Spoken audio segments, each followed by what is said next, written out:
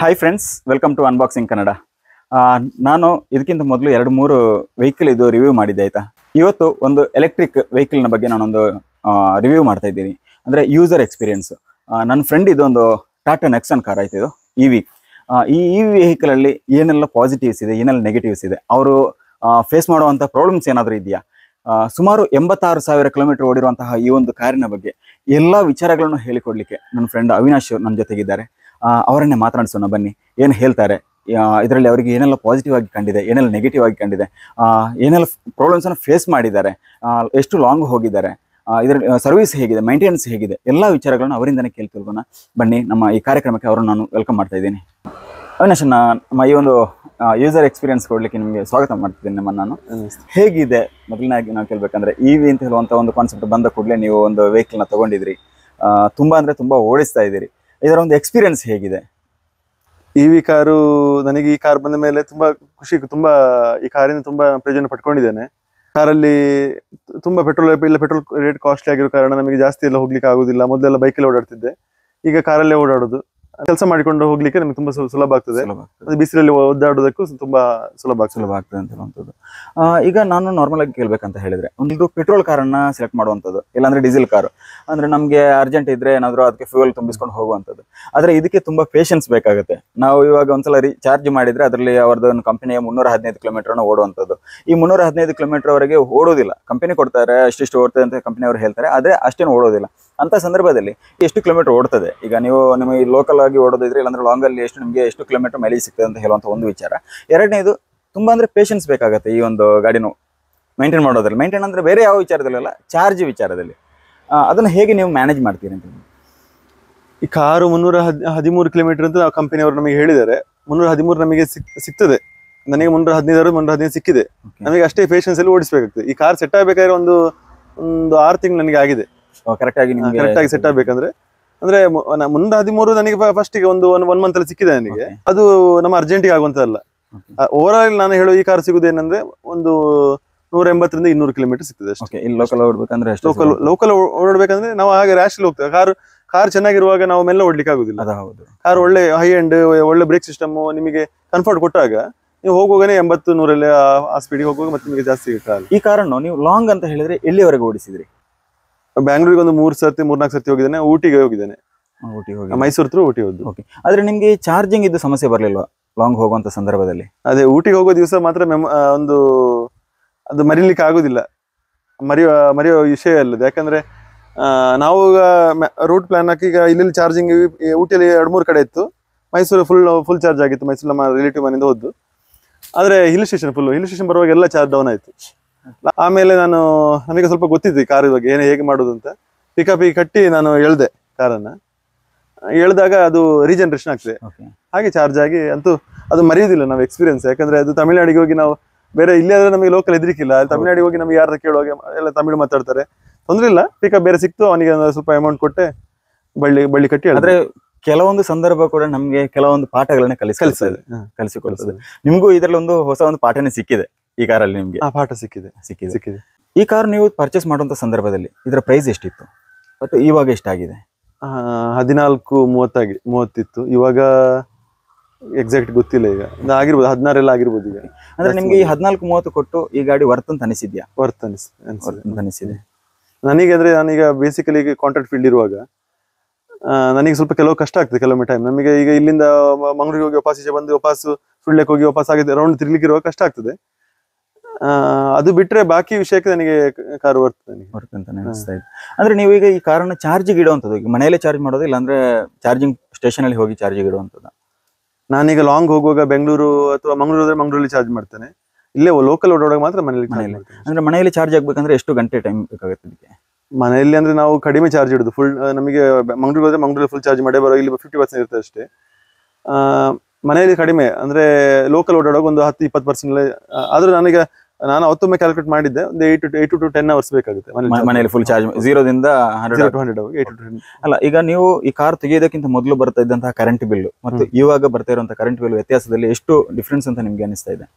ನಾನಂದ್ರೆ ಈ ಕಾರ್ ತಗೊಂಡ ಮೇಲೆ ಬೇಕಾದ ಸೋಲಾರ್ ಪ್ಯಾನಲ್ ಜಾಸ್ತಿ ಹಾಕ್ಸಿದ್ದೆ. ಮೊದಲು ಒಂದು ಪ್ಯಾನಲ್ ಇತ್ತು, ಒಂದು 10 ಪ್ಯಾನಲ್ ಜಾಸ್ತಿ ಆಗಿದೆ. ಮನೆ ಕರೆಂಟ್ ಅಟ್ಲೀಸ್ಟ್ ಸೋಲಾರ್ ಪ್ಯಾನಲ್ ಹೋಗ್ತಾ ಇರ್ತದೆ ನಮ್ಗೆ. ಆಮೇಲೆ ಜಾಸ್ತಿ ಬರುತ್ತೆ, ಒಂದು 5 to 6,000 ಬರ್ತದೆ. ಮೊದಲು ನಮಗೆ ಅಷ್ಟು ಬರ್ತಿರ್ಲಿಲ್ಲ. ಸೋಲಾರ್ ಪ್ಯಾನಲ್ ಜಾಸ್ತಿ ಮಾಡಿದಾಗ ಅಷ್ಟೇ ಒಂದು 5 to 6,000, ಈಗ ಒಂದು 5,000 ಬರ್ತದೆ ಅವರೇಜ್. ಈ ಗಾಡಿಯಲ್ಲಿ ನಿಮ್ಗೆ ಇಷ್ಟ ಆಗಿರುವಂತ ಒಂದು ಫೀಚರ್ ಅಂತ ಹೇಳಿದ್ರೆ? ಗಾಡಿಯಲ್ಲಿ ಎಲ್ಲ ಫೀಚರ್ಸ್ ನನಗೆ ಇಷ್ಟ ಆಗಿದೆ. ಇದ್ರಲ್ಲಿ ಇಷ್ಟ ಇಲ್ಲ ಅಂತ ಇಲ್ಲ ಫೀಚರ್ಸ್ ಯಾವುದಿಲ್ಲ. ಈ ಕಾರಿಗೆ ನಾವು ಯಾವಾಗ ಈ ಕಾರಲ್ಲಿ ಕೂರ್ತೇವೆ, ಇನ್ನೊಂದು ಯಾವುದೇ ಗಾಡಿಯಲ್ಲಿ ಎಷ್ಟು ಹೈ ಎಂಡ್ ಕಾರಲ್ಲಿ ಕೊಟ್ಟರು ನನಗೆ ಈ ಕಾರ್ ಕಂಫರ್ಟ್ ಬರೋದಿಲ್ಲ. ಯಾಕಂದ್ರೆ ಸೆಟ್ ಆಗಿರ್ತೇನೆ ಒಂದು, ಇನ್ನೊಂದು ಎಲ್ಲ ವಿಷಯದಲ್ಲಿ ಇದು ಕಾರ್ ಓಕೆ. ಬಟ್ ಚಾರ್ಜಿಂಗ್ ಇದು ವಿಷಯ ನಮಗೆ ಎಲ್ರಿಗೂ ಗೊತ್ತಿರುವಂತದ್ದು. ಇವಿ ಅಂದ್ರೆ ಚಾರ್ಜ್ ಇಡ್ಬೇಕಾದ್ರೆ, ಈಗ ಬೆಂಗಳೂರಿಗೆ ಹೋಗ್ಬೇಕಾದ್ರೆ ನಾವು ಒಂದು ದೊಡ್ಡ ದೊಡ್ಡ ಹೋಟೆಲ್ಗಳಿರ್ತದೆ, ನಿಮಗೆ ಯಾವ ಜಿಯೋನ್ ಇರ್ತದೆ, ಜಾಸ್ತಿ ಜಿಯೋನ್ ಚಾರ್ಜ್. ಸಕಲೇಶ್ಪುರದಿಂದ ನೀವು ಬಿಟ್ರೆ ಜಿಯೋನ್ ಚಾರ್ಜೇ ಇರೋದು ನಿಮಗೆ. ಅಲ್ಲಿ ನಿಮಗೆ 1 hour ಎಲ್ಲ ನಾವು ಫುಲ್ ಟ್ಯಾಂಕ್ ಮಾಡಿ ಹೊಡ್ಬೇಕಾಗ್ತದೆ. ಮತ್ತೆ ನೆಕ್ಸ್ಟ್ ಇಲ್ಲಿ ಇನ್ನು ಚಾರ್ಜ್ ಬರುವಾಗ ಅಲ್ಲಿ ಇನ್ನೊಬ್ಬ ಇರ್ತಾನೆ, ಅದು ಗೊತ್ತಿರೋದಿಲ್ಲ. ಫುಲ್ ಟ್ಯಾಂಕ್ ಮಾಡುವಾಗ 1 hour ಹೋಟೆಲ್ ಸ್ಪೆಂಡ್ ಮಾಡಬೇಕಾಗ್ತದೆ. ಆಗ ನಮಗೆ ಅಲ್ಲಿ ಈ ಖರ್ಚು ಅಲ್ಲಿ ಹೋಗ್ತದೆ. ಖರ್ಚು ಉಳಿತದೆ ನಾನು ಹೇಳುದಿಲ್ಲ. ಲೋಕಲ್ ಯೂಸ್ ಮಾಡೋರಿಗೆ ಬೆಸ್ಟ್ ಕಾರ್ ಅಂತ ಹೇಳ್ಬೋದು. ಲೋಕಲ್ ಯೂಸ್ ಮಾಡೋರಿಗೆ. ಮತ್ತೆ ಕಾರಲ್ಲಿ ಎಲ್ಲ ಫೀಚರ್ಸ್ ನನಗೆ ಖುಷಿ ಇದೆ. ಕ್ರೂಸ್ ಕಂಟ್ರೋಲ್ ಇದೆ, ಎಲ್ಲ ಆಪ್ಷನ್ಸ್ ಕೊಟ್ಟಿದ್ದಾರೆ.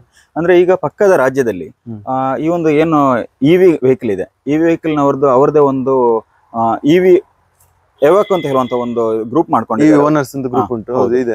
ನಿಮ್ಮ ಇಲ್ಲಿ ನಮ್ದಲ್ಲಿ ಇದೆ. ನಾನು ಇದ್ದೇನೆ. ಓಕೆ. ಅಂದ್ರೆ ಅದರಲ್ಲಿ ಅಂದ್ರೆ ಕೆಲವು ಬ್ರೇಕ್ ಡೌನ್ ಆದ ಸಂದರ್ಭದಲ್ಲಿ ಎಲ್ಲ ಇನ್ನೊಬ್ರು ಹೆಲ್ಪ್ ಮಾಡುವಂತದ್ದಾಗಿರ್ಬೋದು, ಆ ತರದೇನೋ ಫೆಸಿಲಿಟಿ ಅಲ್ಲಿ ಮಾಡ್ಕೊಂಡಿದ್ದಾರೆ ಪಕ್ಕದ ಕೇರಳದಲ್ಲಿ ಮಾಡ್ತಿದ್ದಾರೆ. ಬಟ್ ಕೇರಳದ ಇದರಲ್ಲಿ ಇದ್ದಾರೆ. ಅಂದ್ರೆ break down first of all ಈ ಕಾರ್ ಬಗ್ಗೆ ನಾನು ಹೇಳೋದಕ್ಕೆ, ಇವಿ ಕಾರ್ ತಗೊಂಡ್ರೆ ಟಾಟಾ ಕಾರ್ ತಗೊಳ್ಳಿ ನಾನು ಎಲ್ರಿಗೂ ಹೇಳ್ತೇನೆ. ಯಾಕಂದ್ರೆ ಇದಕ್ಕೊಂದು ಲೀಡರ್ ಅಂತಾರೆ. ನಮಗೆ ಇವರು ನಮ್ಮ ಯಾವುದೋ ಒಂದು ಏಜೆನ್ಸಿ ಇರ್ಬೋದು, ಆಟೋಮೆಟಿಕ್ಸ್ ಬೇರೆ ಬೇರೆ ಏಜೆನ್ಸಿ ಇರುತ್ತೆ, ಅದು ಅವ್ರು ರೆಸ್ಪಾಂಡ್ ಮಾಡಿದ್ರೆ ನಮಗೆ ಟಾಟಾಕ್ಕೆ ಮೇಲ್ ಹಾಕಿದ ತಕ್ಷಣ ನಮಗೆ ಇಮಿಡಿಯೇಟ್ ಆಗಿ ನಮಗೆ ರೆಸ್ಪಾನ್ಸ್ ಮಾಡಿ ನಮಗೆ ಒಂದು ಕಾರ್ ರಿಪೇರ್ ಮಾಡಿ ಕೊಡ್ತಾರೆ. ಬೇರೆ ನಂಗೆ ಡೌಟ್, ಯಾಕಂದ್ರೆ ಈಗ ಒಮ್ಮೆ ಇಲ್ಲಿಯೂ ಆಗಿತ್ತು, ನನಗೆ ಯಾವುದೋ ಒಂದು ಏಜೆನ್ಸಿಲಿ ಆಗಿತ್ತು. ನಾವೇನ್ ಮಾಡೋಕ್ಕಾಗುತ್ತೆ, ಮ್ಯಾನುಫ್ಯಾಕ್ಚರ್ ಡಿಫೆಕ್ಟ್ ಅಂತ ಬ್ಯಾಟ್ರಿ ಕಂಪ್ಲೀಟ್ ಒಮ್ಮೆ ಬಂದಿತ್ತು ನನಗೆ. ಟಾಟಾಕ್ಕೆ ಮತ್ತೆ ಮೇಲ್ ಮಾಡಿದ ತಕ್ಷಣ ನಮಗೆ ಎಲ್ಲ ರಿಪ್ಲೇಸ್ಮೆಂಟ್ ಮಾಡಿ ಹೊಸ ಬ್ಯಾಟ್ರಿ ಎಷ್ಟು ಕಿಲೋಮೀಟರ್ ಅಲ್ಲಿ ಅದು ಚೇಂಜ್ ಮಾಡಿ? ಒಂದು 18,000 ಕಿಲೋಮೀಟರ್. 18,000 ಫುಲ್ ಹೊಸ ಬ್ಯಾಟ್ರಿ ಹಾಕಿದ್ದಾರೆ. ಇಲ್ಲಾಂದ್ರೆ ಹೊಸ ಗಾಡಿ ಅರ್ಧಷ್ಟು ರೇಟ್ ನಾವು ಬ್ಯಾಟ್ರಿ ಕೊಡ್ಬೇಕಾಗುವಂತ ಸಂದರ್ಭ ಬರುತ್ತೆ. ಅದೇ ಈಗ ಇವರಾದ್ರೆ ನಮಗೆ ಅದನ್ನ ಇಮಿಡಿಯೇಟ್ ರೆಸ್ಪಾನ್ಸ್ ಮಾಡೋದಿಲ್ಲ. ಎಷ್ಟಾದ್ರು ನಾವು ಡೈರೆಕ್ಟ್ ಟಾಟಾ ಗ್ರೂಪಿಗೆ ಮೇಲ್ ಹಾಕಿದಾಗ ಹೀಗೆ ಸಮಸ್ಯೆ ಆಗಿದೆ ಅಂತ ಹೇಳುವಾಗ ಅವ್ರ ಇಮಿಡಿಯೇಟ್ ರೆಸ್ಪಾನ್ಸ್ ಮಾಡ್ತಾರೆ. ಟೋಟಲ್ ಆಗಿ ಹೇಳ್ಬೇಕಂತ ಹೇಳಿದ್ರೆ ಇದರ ಈ 10,000 ಕಿಲೋಮೀಟರ್ ಇಲ್ಲಾಂದ್ರೆ 20,000 ಕಿಲೋಮೀಟರ್ ಒಂದು ಪೀರಿಯಡಿಕ್ ಮೇಂಟೆನೆನ್ಸ್ ಇರುತ್ತೆ. ಅದು ಹೇಗಿರುತ್ತೆ ಇದರ ಮೇಂಟೆನೆನ್ಸ್ ಅಂತ ಹೇಳುವಾಗ? ಎಷ್ಟು ನಮಗೆ ಮೇಂಟೆನೆನ್ಸ್ ಬರೋದು ಮೇನ್ ಬ್ರೇಕ್ ಫ್ಲೂಯಿಡ್ ಮತ್ತೆ ವೀಲ್ ಎಲಿಮೆಂಟ್ ಮಾತ್ರ. ಬೇರೆ ಎಷ್ಟು ಎಕ್ಸ್ಪೆನ್ಸ್ ಇರುತ್ತೆ? 2 to 3,000 ಅಷ್ಟೇ ಬರುವಂತದ್ದು. ಬೇರೆ ಏನು ಮೇಂಟೆನೆನ್ಸ್ ಕಾಸ್ಟ್ ಜಾಸ್ತಿ ಏನು ಬರೋದು?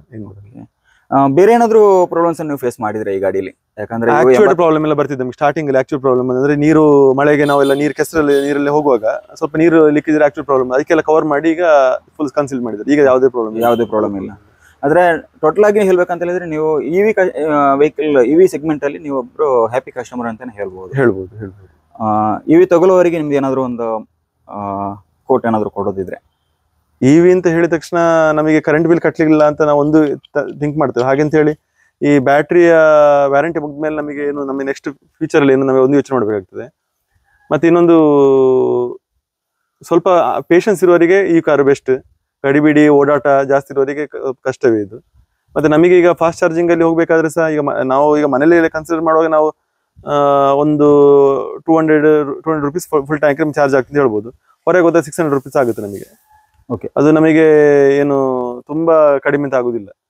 ಈಗ ನಿಮಗೊಂದು 200 ಕಿಲೋಮೀಟರ್ಗೆ 3 ರೂಪಾಯಿ. ಆದ್ರೆ ಇವಾಗ ಅದೇ ಸೇಮ್ ಇದನ್ನ ನೋಡ್ಬೇಕಂದ್ರೆ CNG ಕೂಡ ಲಾಭ ಅಂತ ಅನಿಸ್ತದೆ. ಯಾಕಂದ್ರೆ ಸೇಮ್ ಕ್ಯಾಟಗರಿ ಬರುವಂತದ್ದು. 3 ರೂಪಾಯಿ ನಿಮ್ಗೆ CNG ಎಲ್ಲ 3 ರೂಪಾಯಲ್ಲಿ ಸಿಗುವಂತ ಕಿಲೋಮೀಟರ್ಗೆ ಅಷ್ಟೇ ಎಕ್ಸ್ಪೆನ್ಸ್ ಬೀಳೋದು. ಇಷ್ಟು ಎಕ್ಸ್ಪೆನ್ಸ್ ಕೂಡ ಇಲ್ಲ ನಿಮ್ಗೆ. ಇವಾಗ ಒನ್ ಟೈಮ್ ಇನ್ವೆಸ್ಟ್ಮೆಂಟ್ ಇಷ್ಟು ಬರೋದಿಲ್ಲ, ಇದ್ರ ಅರ್ಧ ಅಷ್ಟೇ ಒನ್ ಟೈಮ್ ಇನ್ವೆಸ್ಟ್ಮೆಂಟ್ ಬರೋದು. ಈ ಗಾಡಿನಲ್ಲಿ ಇವಾಗ ನಾವು ಓಡಿಸಿ ಇವಾಗ ಏನು 5 ವರ್ಷ ವ್ಯಾರಂಟಿ ಇದೆ ಕಂಪನಿಯಿಂದ. ಆ 5 ವರ್ಷ ಕಳೆದ ಮೇಲೆ ಈ ಗಾಡಿನ ನಾವು ಕೊಡ್ಬೇಕಂತ ಹೇಳಿದ್ರೆ ಇದರ ಒಂದು ರಿವ್ಯಾಲ್ಯೂ ವಿಚಾರದಲ್ಲಿ ನೀವು ಯಾವಾಗಾದ್ರೂ ಥಿಂಕ್ ಮಾಡಿಲ್ಲ. ನನಗೆ ಇದನ್ನ ಅಪ್ಗ್ರೇಡೇಷನ್ ಮಾಡ್ಬೇಕು ಅಂತ ಆಸೆ ಉಂಟು. ಅವ್ರ ಈ ಕಾರನ್ನು ಕೊಟ್ಟು ಬೇರೆ ಒಂದು ಜಾಸ್ತಿ ಕಿಲೋಮೀಟರ್ ಬರೋದು ಅದು ತಗೊಂಡ್ರೆ, ಇವಿ ಕಾರ್ ತಗೊಂಡ್ರೆ ಟಾಟಾ, ಇಲ್ಲ ಬೇರೆ ಯಾವ್ದು ಕಾರ್ ತಗೊಳ್ಳಲ್ಲ. ಅದೇ ವ್ಯಾಲ್ಯೂಷನ್ ಬಗ್ಗೆ ಯೋಚನೆ ಮಾಡಿಲ್ಲ. ಇದಕ್ಕಿಂತ ಮೊದಲು ಯಾವ ಬ್ರ್ಯಾಂಡ್ ಅನ್ನು ಯೂಸ್ ಮಾಡ್ತಿದ್ರಿ, ಯಾವ ಕಾರನ್ನು ಯೂಸ್ ಮಾಡ್ತಾ ಇದ್ರಿ?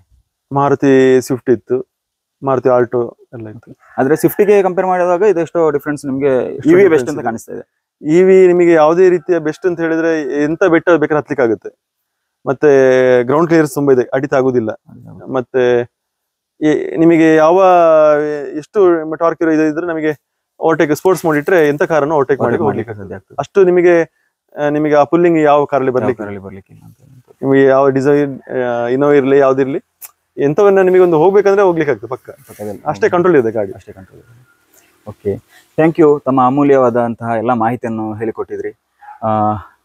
ನಮ್ಮ ಚಾನಲಲ್ಲಿ ಈ ಥರದ ಬೇರೆ ಬೇರೆ ವೆಹಿಕಲ್ನ ರಿವ್ಯೂ ಕೂಡ ಬರ್ತಾ ಇರುತ್ತೆ. ನಮ್ಮ ಚಾನಲನ್ನು ನೀವು ಸಬ್ಸ್ಕ್ರೈಬ್ ಮಾಡಿಲ್ಲ ಅಂದರೆ ಈಗಲೇ ಸಬ್ಸ್ಕ್ರೈಬ್ ಮಾಡಿ, ಪಕ್ಕದಲ್ಲಿರೋ ಬೆಲ್ಲೈಕಾನ್ ಟ್ಯಾಪ್ ಮಾಡಿ. ಬೇರೆ ಬೇರೆ ವೆಹಿಕಲ್ನ ಬಗ್ಗೆ ಆಗಿರ್ಬೋದು, ಟೆಕ್ನಿಕಲ್ ಆಗಿರ್ಬೋದು, ಇಲ್ಲಾಂದರೆ ಟೂರಿಸ್ಟ್ ಪ್ಲೇಸ್ ಎಕ್ಸ್ಪ್ಲೋರ್ ಮಾಡೋದಾಗಿರ್ಬೋದು, ನಮ್ಮ ದೈನಂದಿನ ಚಟುವಟಿಕೆಗಳಲ್ಲಿ ನಮಗೆ ಆಗು ಹೋಗುಗಳನ್ನು ಕೂಡ ನಾವು ಈ ಒಂದು ನಮ್ಮ ಚಾನಲಲ್ಲಿ ಅಪ್ಲೋಡ್ ಮಾಡ್ತಾ ಹೋಗ್ತೀವಿ. ಡೈಲಿ ವ್ಲಾಗ್ಸ್ ಇರ್ಬೋದು, ಎಲ್ಲ ವಿಚಾರಗಳನ್ನು ಚಾನಲಲ್ಲಿ ಅಪ್ಲೋಡ್ ಮಾಡ್ತಾ ಹೋಗ್ತಿರ್ತೀವಿ. ನೀವು ಚಾನಲ್ನ ಸಬ್ಸ್ಕ್ರೈಬ್ ಮಾಡಲಿ ಅಂದರೆ ಈಗಲೇ ಸಬ್ಸ್ಕ್ರೈಬ್ ಮಾಡಿ, ಪಕ್ಕದಲ್ಲಿರೋ ಬೆಲ್ಲೈಕಾನ್ ಟ್ಯಾಪ್ ಮಾಡಿ ಅಂತ ಹೇಳ್ತಾ ಮುಂದಿನ ವಿಡಿಯೋದೊಂದಿಗೆ ಮತ್ತೆ ಸಿಗೋಣ.